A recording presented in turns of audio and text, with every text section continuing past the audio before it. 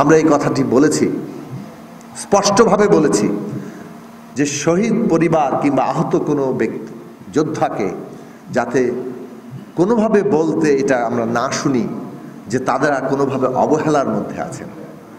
এর চাইতে বিব্রতকর, অস্বস্তিকর আর কিছু হতে পারে না আপনাদের জন্য। আপনারা সরকার আছেন, সরকারের এত বড় প্রতিষ্ঠান আছে, তার অর্থ আছে, জনগণের ট্যাক্সের পয়সা।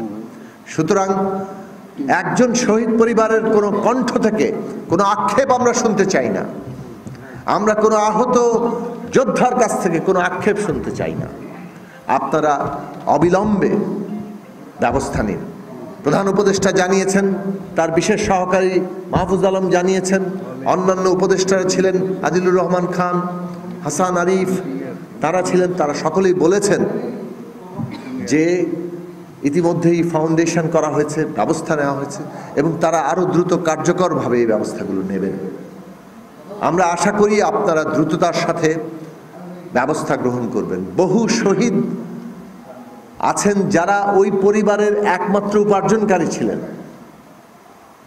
কাজেই তাদের জন্য প্রতিটি দিন কিন্তু একদিকে যেমন বেদনার, ওই মানুষটি আর নেই শারীরিকভাবে, অন্যদিক থেকে তাদের জন্য প্রাত্যহিক জীবনের সংকট, সেটা সরকারকে স্মরণ করিয়ে দিতে হচ্ছে। এটা আমাদের জন্য আনন্দের ব্যাপার নয়, কিন্তু আমরা স্মরণ করিয়ে দিচ্ছি আমরা আসলেই আর অপেক্ষা গ্রহণ করতে পারবো না।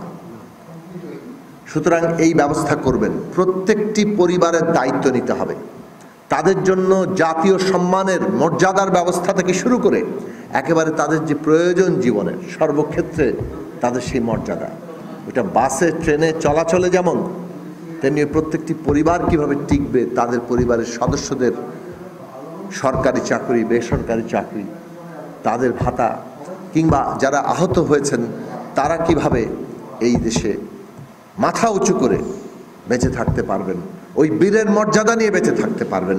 আগত সমস্ত প্রজন্মকে অনুপ্রাণিত করতে থাকবেন যে এই দেশের জন্য, এই কওমের জন্য, জনগণের জন্য আমরা যে লড়াইয়ের দৃষ্টান্ত স্থাপন করেছি